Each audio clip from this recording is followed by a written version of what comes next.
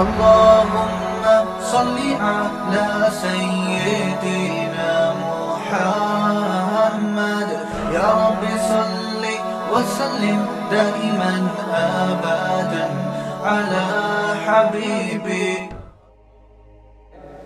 ہماری پیدائش کا مقصد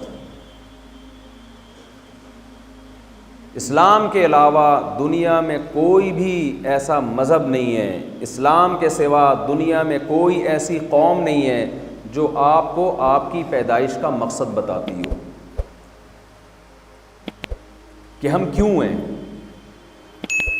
دیکھیے، اگر کوئی شخص منزل کا تعین کیے بغیر گھر سے نکلے تو کیا وہ کبھی صحیح ٹریک پہ چل سکتا ہے؟ اگر آپ کہہ دیں گے نا نہیں، تو مجھے خوشی ہوگی کہ میں ٹی وی میں نہیں آ رہا. جب ٹی وی میں کوئی آ رہا ہوتا ہے نا تو پھر وہ جواب نہیں دیا جاتا اس کو، ٹھیک ہے نا. آپ مجھے بتائیے، آپ گھر سے نکلے، آپ کو پتہ ہی نہیں ہے کہ آپ کی منزل کہاں ہے، آپ نے جانا کہاں ہے، صحیح ٹریک پہ چل سکتے ہیں آپ؟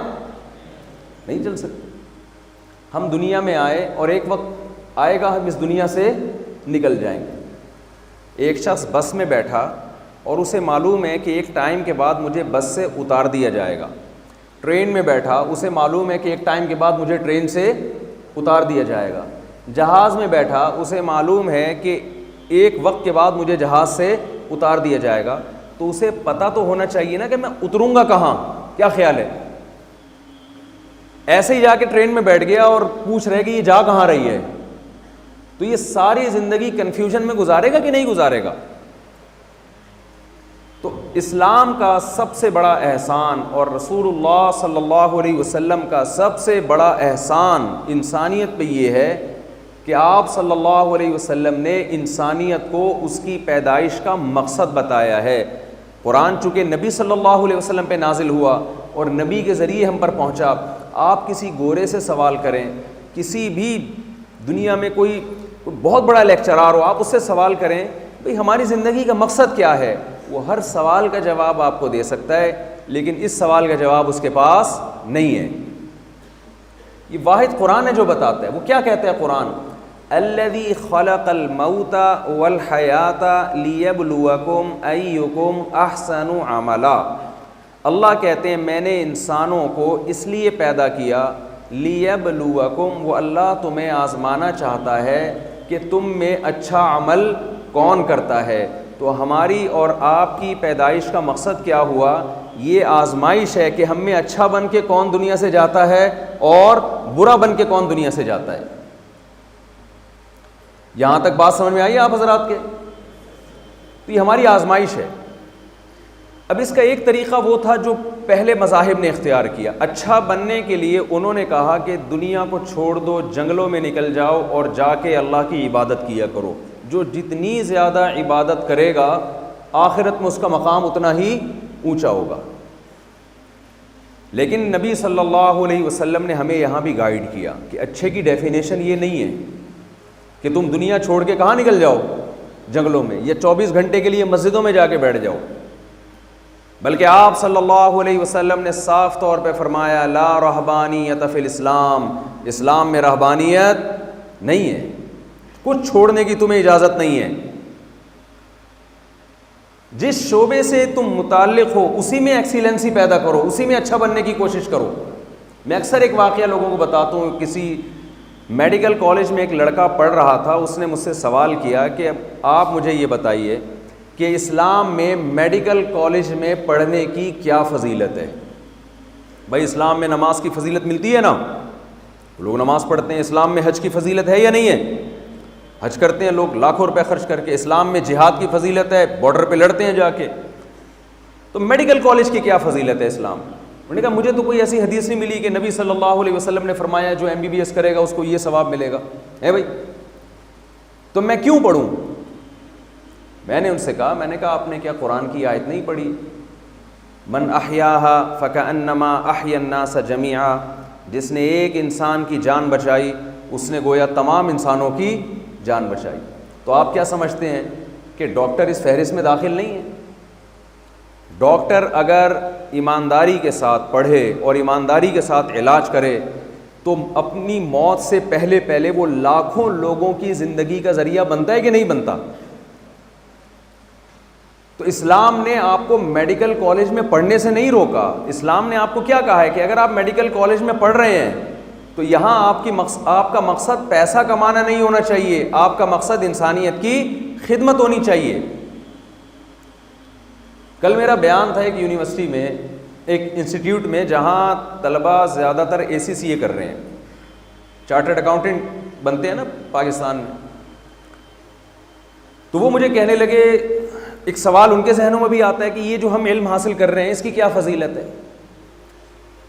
میں نے کہا حضرت یوسف علیہ السلام کو جب مصر کے بادشاہ نے بلایا, جو کہ غیر مسلم بادشاہ تھا, یوسف علیہ السلام سے جب خوش ہوا وہ, اور اس نے کہا کہ میں آپ کو کوئی عہدہ دینا چاہتا ہوں, تو یوسف علیہ السلام نے کیا فرمایا, اجعلنی علی خزائن الارض, آپ مجھے وزیر خزانہ بنا دیں.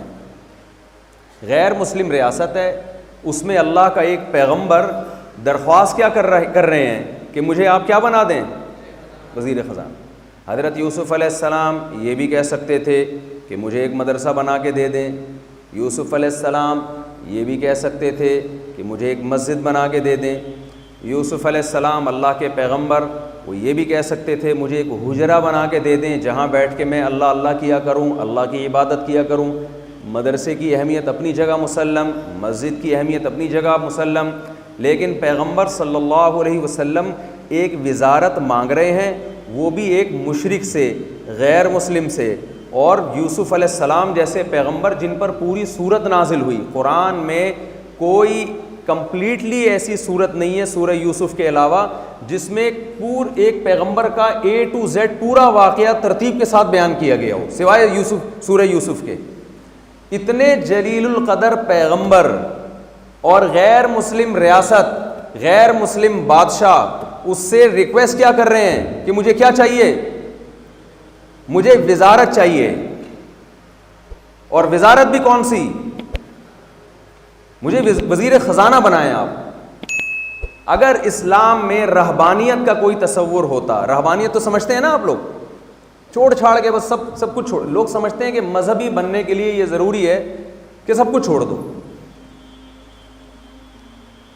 تو یوسف علیہ السلام تو اللہ کے پیغمبر ہیں, وہ کیا ریکویسٹ کر رہے ہیں غیر مسلم بادشاہ سے کہ مجھے آپ وزیر خزانہ بنا دیں. کیوں؟ اس لیے کہ انہیں معلوم تھا کہ مصر میں قحط پڑنے والا ہے. آپ کو معلوم ہے جب قحط پڑتا ہے تو ملک کی اکانومی دھڑام سے نیچے کی طرف جاتی ہے. ایسے موقع پہ سب سے زیادہ ویلیو وزیر خزانہ کی ہوتی ہے کہ نہیں ہوتی ہے؟ کیا خیال ہے بھائی؟ یوسف علیہ السلام چاہتے تھے کہ میں ایک ایسا فرد اس کنٹری میں بنوں کہ میری ویلیو یہاں سب سے زیادہ ہو. کیوں؟ جب میرا مقام یہاں سب سے زیادہ ہوگا, میری ویلیو یہاں سب سے زیادہ ہوگی, تو سب سے زیادہ بات کس کی سنی جائے گی؟ میری بات سنی جائے گی. تو اس کے لیے یوسف علیہ السلام نے کیا فرمایا, بادشاہ سے کہا کہ مجھے آپ وزیر خزانہ بنا دیں. ہمارے ہاں بھی یہ ریکویسٹ ہوتی ہے وزیر اعظم سے, صدر مملکت سے, کہ مجھے وزیر خزانہ بنا دیں. کیوں بنا دیں بھائی؟ میرے ماموں بھی وزیر خزانہ تھے اس لیے بنا دیں, میرے چاچو بھی وزیر خزانہ تھے اس لیے بنا دیں. اس طرح کے دلائل دیے جاتے ہیں. یوسف علیہ السلام نے جب یہ ریکویسٹ کی نا کہ مجھے وزیر خزانہ بنائیں, تو اس کی دلیل بھی آگے پیش کی. دلیل میں یہ نہیں کہا میں چونکہ اللہ کا سچا پیغمبر ہوں, میں بہت نیک ہوں, یہ نہیں دلیل دی. انہوں نے فرمایا کہ وزیر خزانہ کے لیے جو علم چاہیے نا اکاؤنٹنگ کا, وہ علم میں پہلے سے جانتا ہوں. وزیر خزانہ میں 2 کوالٹی کا ہونا ضروری ہے. نمبر 1, کم از کم ایسا نہ ہو کہ وہی خزانے خالی کرنا شروع کر دیں. آپ کسی کے پاس اپنا پرس رکھواتے ہیں, بٹوا رکھواتے ہیں جس میں 100 روپے پڑے ہوئے ہوں, تو پہلے یہ اطمینان ہوتا ہے نا کہ یہ میرا پرس اس سے محفوظ رہے گا کم از کم. تو ہمارے ہاں وزیر خزانہ جب بنایا جاتا ہے تو یہ بھی دیکھنا چاہیے نا کہ خزانہ وزیر خزانہ سے بھی محفوظ رہے گا کہ نہیں رہے گا.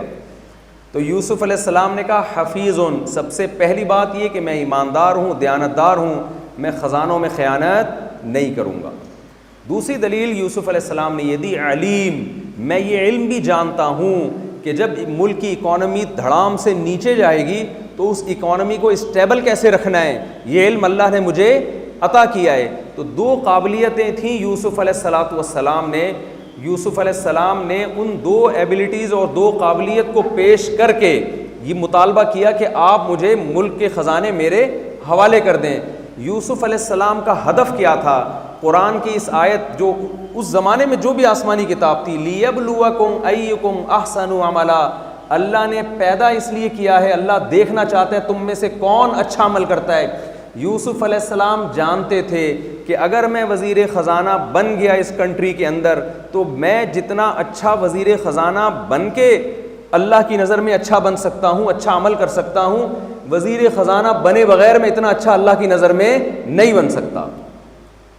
سمجھ میں آ رہی ہے بات کہ نہیں آ رہی ہے؟ اب آپ کہیں گے یار وزیر خزانہ وزارت کا عہدہ قبول کر رہے ہیں، ریکویسٹ کر رہے ہیں، اور مقصد کیا ہے؟ اللہ کو راضی کرنا۔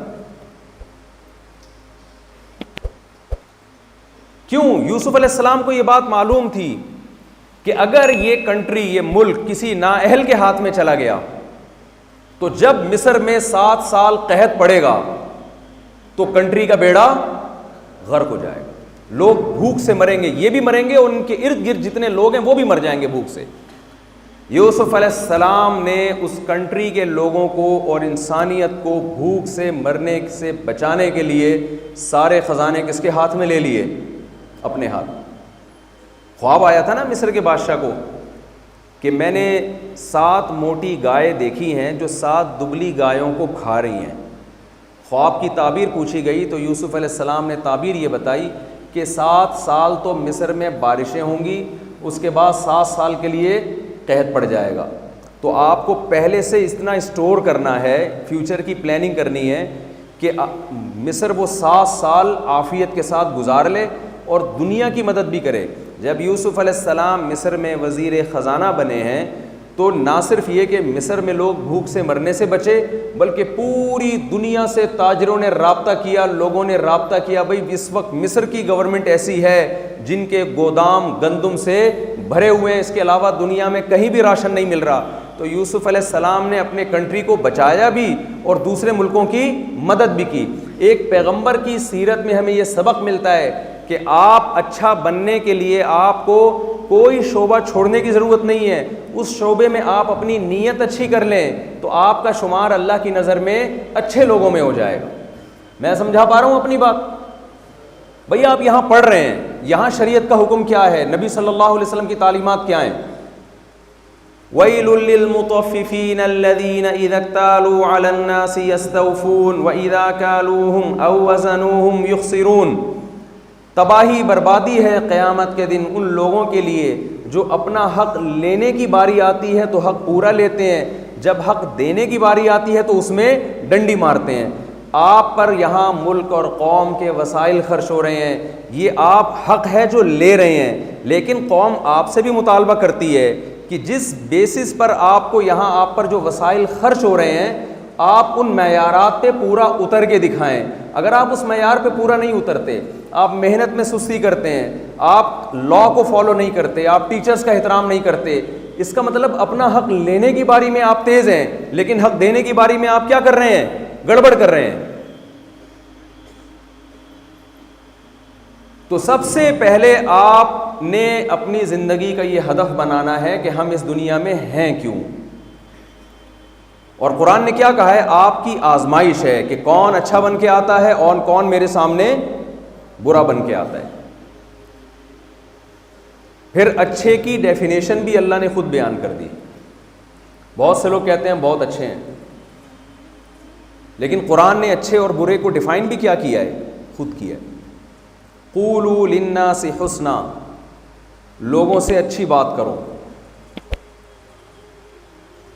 وَإِذْ أَخَذْنَا مِيثَاقَ بَنِي إِسْرَائِيلَ لَا تَعْبُدُونَ إِلَّا اللَّهَ وَبِالْوَالِدَيْنِ إِحْسَانًا وَبِذِي الْقُرْبَى وَالْيَتَامَى وَالْمَسَاكِينِ وَابْنِ السَّبِيلِ۔ قرآن کہہ رہا ہے کہ جتنے تمہارے ریلیشن ہیں نا ان سب کے ساتھ تم نے اچھا سلوک کرنا ہے، جن میں سب سے پہلے تمہارے پیرنٹس ہیں، تمہارے والدین، سب سے پہلے تو اللہ ہے، اس کے ساتھ کسی کو شریک نہیں کرنا، اس کے بعد تمہارے والدین ہیں، ان والدین کا اسلام نے، نبی صلی اللہ علیہ وسلم نے، قرآن نے حق بتایا کہ ان کے سامنے اف نہیں کرنا. پھر قرآن آپ کے ساتھ والجاری ذی القربى والجار الجنوب والصاحب بالجنب. کیسی عجیب آیت ہے کہ جو تمہارے پڑوس میں رہتا ہے, جو تمہارے ساتھ سفر میں تمہارے ساتھ شریک ہے, جو کسی بھی طرح سے تمہارے ساتھ اٹھتا بیٹھتا ہے, ان تمام لوگوں کے ساتھ تم نے اچھا سلوک کرنا ہے. اس موقع پر اکثر میں ایک واقعہ بیان کرتا ہوں. ہمارے ایک دوست تھے, وہ یو ایس اے سے سعودی عرب جا رہے تھے, عرب تھے وہ. تو جب وہ یو ایس اے میں جہاز میں بیٹھے نا, ورلڈ ٹریڈ سینٹر کا نیا نیا واقعہ ہوا تھا, مسلمانوں پہ ایک لیبل لگا ہوا تھا کہ یہ دہشت گرد ہوتے ہیں. خاص طور پہ کسی کی داڑھی نظر آتی تھی تو لوگ سمجھتے تھے کہیں داڑھی کے اندر اس نے بم نہ چھپایا ہو. تو وہ گورا جو ہے نا ان کے ساتھ سیٹ پہ آ کے بیٹھ گیا. تو یہ واقعہ بتا رہے ہیں کہ جب گورا ان کے ساتھ بیٹھا ہے تو گورے نے جب دیکھا اتنی بڑی داڑھی والا مسلمان میرے ساتھ بیٹھ گیا, تو گورا جو ہے نا تھوڑا سا ڈر بھی گیا اور تھوڑا نفرت کا اظہار بھی کرنا شروع کیا. اس نے تھوڑا سا منہ ادھر کر لیا اس نے. انہوں نے اس سے سلام دعا شروع کر دی, علیک سلیک, خیریت, طبیعت ٹھیک آپ کی. کھانا آیا تو ان کی ٹرے کھینچ دی. یہی انسان اکرام کر سکتا ہے نا اپنے ساتھ والے آدمی کا. تو گورا آہستہ آہستہ ان سے مانوس ہونا شروع ہوا کہ یار آپ تو, میں تو سمجھ رہا تھا کہ آپ لوگ غیر مسلموں سے بات نہیں کرتے تمیز سے, آپ تو بڑے اچھے اخلاق سے پیش آ رہے ہیں, تو ایسا کیوں کر رہے ہیں. تو سعودی تھے, انہوں نے حدیث سنائی. انہوں نے کہا کہ نبی صلی اللہ علیہ وسلم کا ارشاد ہے, من کان یؤمن باللہ والیوم الآخر فلیکرم جارہ. جو بھی اللہ پر اور آخرت پر ایمان رکھتا ہے اسے چاہیے کہ اپنے ساتھ بیٹھنے والے کا اکرام کرے. اکرام کا مطلب ہوتا ہے وہ خدمت جس میں عزت بھی ہو. ایک خدمت تو آپ کا ملازم کر رہا ہوتا ہے, وہ خدمت جس میں آپ دوسرے کا اکرام بھی کر رہے ہیں. تو یہ گورا بڑا متاثر ہوا. اس نے کہا یار ہم تو اب تک سمجھتے تھے بم ہی ہوتے ہیں مسلمانوں کے پاس. اس نے کہا اور تمہارے نبی صلی اللہ علیہ وسلم نے کیا کیا بتایا, ذرا ہمیں اور بتاؤ. اب آپ کو پتہ ہے یو ایس اے سے سعودی عرب کی فلائٹ کافی لمبی ہوتی ہے, درمیان میں کوئی اسپیڈ بریکر بھی نہیں ہے. تو ان کو موقع مل گیا, انہوں نے نبی صلی اللہ علیہ وسلم کی حدیث سنانا شروع کی. یہ بھی حکم دیا, یہ بھی حکم دیا, شراب نہ پیو, زنا کے قریب مت جاؤ, ماں باپ کے ساتھ حسن سلوک, وراثت کے حکام. یو ایس اے میں خاتون تھیں, انہوں نے مجھ سے کہا کہ میں مرنے سے پہلے یہ چاہتی ہوں کہ وصیت نامہ لکھ دوں اکارڈنگ ٹو اسلام میرے وارثوں کا کس میں کتنا حصہ ہے, کیونکہ یو ایس اے میں تو شریعت نہیں ہے, اسلام نہیں ہے. تو وہاں اگر آپ نے وصیت نہیں کی ہے تو پھر وہ وراثت گورنمنٹ اپنی مرضی سے تقسیم کرتی ہے. تو آپ ذرا شریعت کی روشنی میں بتا دیں. میں نے ان کو فتویٰ لکھ کے دے دیا کہ آپ کے ہسبینڈ کا اتنا حصہ ہوگا, آپ کے ماں باپ کا اتنا حصہ ہوگا, آپ کے بیٹوں کا اتنا, بیٹیوں کا اتنا. انہوں نے وہاں یو ایس اے میں کسی وکیل کو بتایا تو وکیل بڑا انسپائر ہوا. اس نے کہا یار یہ اتنا بہترین ایک وراثت کا سسٹم یہ کہاں سے آیا آپ کے پاس. تو انہوں نے بتایا کہ وہ کراچی میں ایک مولانا صاحب ہیں, انہوں نے لکھ کے دیا. انہوں نے کہا وہ مولانا صاحب کے پاس کدھر سے آ گیا. تو اس خاتون نے کہا کہ یہ تو نبی صلی اللہ علیہ وسلم کا بتایا ہوا وراثت کا نظام ہے. تو بڑا متاثر ہوا کہ 1400 سال پہلے اتنا بہترین وراثت کا نظام ایک ایسے پیغمبر نے دیا جو نہ لکھنا جانتے تھے اور نہ پڑھنا جانتے تھے. تو کہتے ہیں میں نے اس گورے کو حدیثیں سنانا شروع کی. گورا اتنا اسلام کے قریب آ گیا. کہتے ہیں کہ جب جہاز ٹیک آف کیا تھا نا یو ایس اے سے, تو اس گورے کے دل میں اسلام کی شدید نفرت بھری ہوئی تھی. لیکن سعودیہ کے ایئرپورٹ پر جہاز اترنے سے پہلے وہ کلمہ پڑھ کے مسلمان ہو چکا تھا. وجہ کیا ہے, پیش کیسے کر رہے ہیں آپ کسی چیز کو. آپ کو پتہ ہے نا آج کل پیکنگ کی بڑی ویلیو ہے. آپ کے پاس ایک بہت بہترین پروڈکٹ ہو, آپ شاپر میں ڈال کے, آپ نے کسی کی دعوت کی اور شاپر میں بریانی ڈال کے اس کے آگے پکڑا دیا آپ نے, اس پہ کیا اثر پڑے گا. وہ کہہ رہا ہے یار یہ آپ کس طرح سے مجھے کھانا کھلا رہے ہیں, آپ شاپر میں جیسے لنگر تقسیم ہو رہا ہوتا ہے. اب آپ کہہ رہے ہیں جی بریانی کا ذائقہ دیکھیں, آپ بریانی بڑی مزے کی ہے, لیکن وہ آپ کی اس تقریر سے متاثر نہیں ہوگا. کیوں؟ آپ کا پیش کرنے کا انداز اور پیش کرنے کا اسٹائل جو ہے وہ ٹھیک نہیں ہے. آج بہت جگہوں پر مسئلہ اس لیے ہو رہا ہے کہ اسلام کو جس انداز میں پیش کرنا چاہیے اس انداز میں پیش نہیں کیا جا رہا. میں اپنی بات کو سمیٹتا ہوں, پھر میں آپ کو سوال جواب کا موقع دوں گا. تو دیکھیے سب سے پہلے آپ نے یہ کرنا ہے, اپنی زندگی کا ایک ہدف بنانا ہے. وہ ہدف اسلام نے پہلے سے ہمیں دیا ہوا ہے. ہماری جو دوڑ ہے نا وہ اس پر ہے کہ ہم میں سے کون اچھے سے اچھا بن کے دنیا سے جاتا ہے اور کون اچھا بننے میں ناکام ہو جاتا ہے. یہ آپ کو ہدف زندگی بھر کے لیے یاد رہے گا کہ نہیں رہے گا؟ اگر آپ کا یہ ہدف نہیں ہے نا، اور آپ کا ہدف کچھ اور ہے، میں نے پیسہ کمانا ہے، میں نے عزت کمانی ہے، میں نے یہ کرنا ہے، میں نے وہ کرنا ہے، تو آپ قارون سے زیادہ میرا خیال ہے پیسے کما نہیں سکتے، اور فرعون سے زیادہ آپ عزت کما نہیں سکتے. لیکن انجام کیا ہوا؟ مر گئے دونوں، ختم ہو گئے. دنیا میں بڑے بڑے لوگ آئے ہیں، بڑے بڑے خزانے تھے ان کے پاس، بڑی عزتیں تھیں. موت سب چیزوں کو ختم کر دیتی ہے. ہم آخرت پر ایمان رکھنے والے لوگ ہیں. موت کے بعد ایک زندگی ہے. قرآن بار بار اس زندگی کا تذکرہ کرتا ہے. اولم یر الانسان انا خلقناہ من نطفۃ فاذا هو خصیم مبین. انسان کہتا ہے میں موت کے بعد کیسے زندہ ہوں گا، میں تو بوسیدہ ہڈیاں ہوں کہ ختم ہو جاتا ہوں. اللہ کہتے ہیں اپنے ماضی کو دیکھو، تم ایک معمولی سے پانی کا قطرہ تھے، تمہیں اللہ نے انسان بنا دیا. کیا اس عمل کو ریورس کر کے اللہ دوبارہ انسان نہیں بنا سکتا؟ تمہیں دوبارہ زندہ نہیں کر سکتا؟ تو ہم موت کے بعد کی زندگی پر ایمان رکھتے ہیں. اس زندگی پر ایمان رکھنے کی وجہ سے ہمارا یہ نظریہ ہے، عقیدہ ہے. ہمارے نبی صلی اللہ علیہ وسلم نے ہمیں بتایا ہے کہ اگر اچھے بن کے زندگی گزارو گے تو اس کا بدلہ تمہیں موت کے بعد ملے گا. برے بن کے زندگی گزارو گے تو اس کی سزا تمہیں موت کے بعد ملے گی. تو آپ برے بن کے زندگی گزارنا چاہتے ہیں یا اچھے بن کے زندگی گزارنا چاہتے ہیں؟ مفتی طارق مسعود صاحب کے بیانات سننے کے لیے youtube.com/مفتی طارق مسعود کو سبسکرائب کریں، اور اگر آپ لائیو ویڈیو کو کبھی بھی مس نہیں کرنا چاہتے ہیں تو سبسکرائب کرنے کے بعد بیل آئیکن پہ کلک کرنا مت بھولیں. جزاک اللہ.